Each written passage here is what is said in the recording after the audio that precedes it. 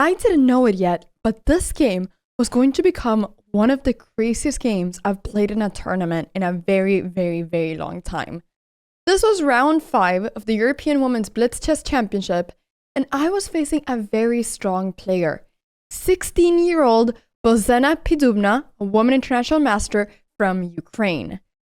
So I knew that this would be a very tough match, but I had no idea what was about to unfold on the chessboard.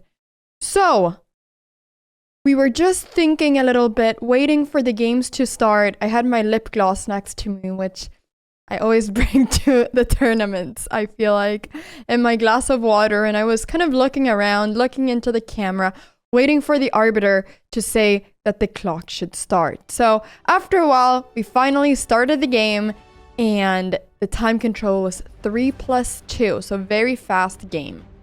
So it became a, Nimso Indian. She played bishop b4. I went queen c2, which is the line that I always play, and she was playing very fast. So I took this pawn in the center, and now she was thinking, should I take with the pawn? Should I take with the queen? Should I take with the knight? There's many different ways to take here, but the most common ones are with the pawn or with the queen. And she actually ended up taking with the queen, which looks like a crazy move because it looks as if I can take the queen, but I can't because my knight is pinned. So I simply brought out my knight defending the pawn, and I was thinking here, wait, Anna, was the theory to go e3? Was knight f3 wrong? Did you just mess up? I was trying to not give it away in my face, but I was definitely secretly thinking here, wait, Anna, did you mess up? But I thought, okay, this knight always has to go there. She castled, and I instantly went e3 thinking, good, I am now able to do that move. And she went c5. I went bishop d2. I'm finally now threatening to take the queen. So here she, of course, has to be careful because it's easy to hang the queen now, as it's been hanging for a few moves. So she was thinking here for a little bit, and she ended up moving her queen back all the way to d8. And now I was very happy because I thought, I almost have all my pieces out. This position is good. I'll simply kick away the bishop. And the point is now that if the bishop moved back, I would be able to take the pawn on c5. So she took the pawn on d4. I decided to take her bishop. And I now thought, wait a second, this is great. I have the bishop pair. I just won her bishop. I took back with the pawn because I thought that would be the way for me to get a nice pawn structure. Even though maybe it would have been better for me to take with the bishop, I'm not sure. But this to me made sense. And now she played the move b6. And it was in this moment that I realized that I want to be fast because her pieces are all kind of hanging. Her rook is a little bit weird. It's undefended at least. I have the potential of really quickly going for some big threats towards her king. And I loved my position now. This is a very Anna position. And I had only spent 15 seconds, so I had a lot of time. She played the move h6, and I quickly realized that this now is an amazing position for me because I can just go e5, threatening the knight. And how is she going to stop my queen from coming in? She went now knight d5, and I just kept thinking, am I not pretty much winning if I go c4 and force her knight to go back? I didn't understand what was happening. I thought I just had a completely winning position, but I kind of thought, can it be that I have a winning position against such a strong player so quickly? I didn't understand anything, but I just saw that I was winning a piece. Her rook is hanging, and if she now blocks my queen from getting to the rook, I can pin it. And this all came from the fact that she played this move h6, which she did because she was afraid of me threatening her king and starting a kingside attack. But I was now full on winning a piece, and I had an extra minute on the clock, and this game now seemed like it would be very easily winning for me all the way from here. She played the move bishop b7, but what I didn't know was that this position had more poison than I thought. I was sure that now I would win, and I thought to myself, Anna, don't mess it up. Anna, you're gonna beat a woman international master. This is incredible. Like, this is amazing. But now I had to make a choice. Where should I go with my queen? Should I get my queen to be more active, or should I get my queen to be in a safer position, such as queen c2?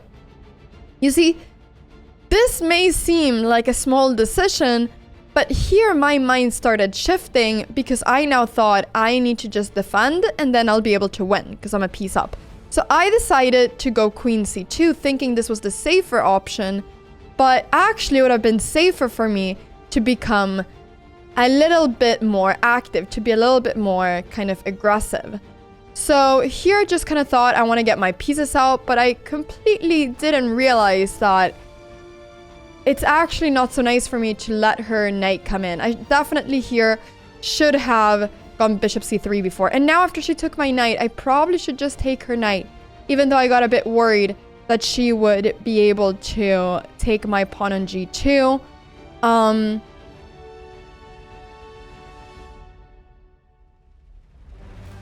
And so I did.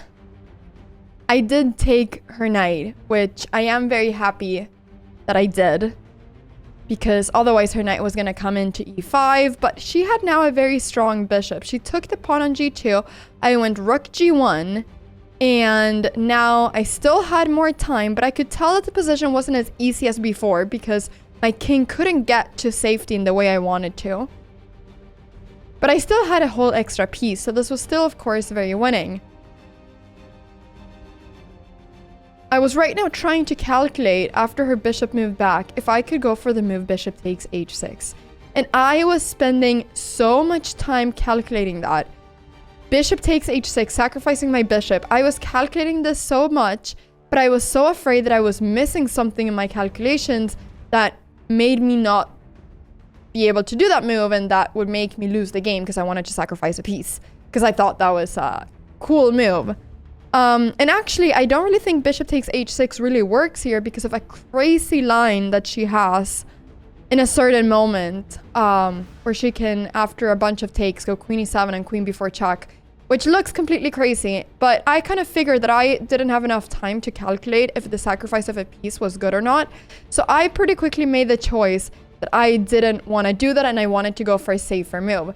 So I went bishop e4, but this was not a safer move because now she would have the move queen d4, which I had completely missed at first. And here I got really upset because I realized that I was just missing moves. I was just thinking, Anna, what are you doing? So I quickly realized, of course, I have to go bishop h7 check to keep the bishop. And now I went rook d1, which I thought was a good move, but I had to go apparently rook a3. And now the position is completely turned around because my king is so unsafe. So in the span of just a couple moves, everything was turning, and I could tell that she knew that she now had chances of winning. And I couldn't believe what I'd gotten myself into. A whole piece up in the opening just a few moves ago, and this was my position now. She was threatening my rook. I had 20 seconds left. I didn't know where to go with my rook. I didn't know what to do, and I was in complete disbelief at this point. I was thinking, should I go king f1? Should I defend it? Where should I go with my rook? I couldn't tell what the best place was. So I ended up going king f1, which I thought was fine to defend my rook. But I also here thought that maybe something like rook g3 could be good. She went bishop f3 now. And I went bishop d4 and completely missed that she had this move e5. So here I took the pawn because I didn't realize the queen was defending it, and then I realized, but then I had already touched the pawn, so I had to take it. The queen moved, and I now realized that things had completely turned around, and I was really sad because I felt like I'd played such a good game in the opening and had such a winning position. But then things had just completely turned around, and here everything started going down and it became a checkmate. She was kind of shaking her head in disbelief about what had just happened and the fact that she had won the game, and I was shaking my head in disbelief that I had lost the game. So this was a completely crazy game. I couldn't believe that I'd lost it. But if you think that this was now a disaster, well, let me tell you that this game definitely created a revenge arc in me. The tournament after this, well, both this tournament and the rapid tournament, I feel like I got fire ignited in me after this game because I just told myself, Anna, you can win against these players. You can't lose after having an extra piece. Come on, Anna, step up and do your thing. And that is what I did. So I'm excited to show you how the rest of the tournament went. And if you enjoyed this game and my voiceovers and everything, then do please subscribe.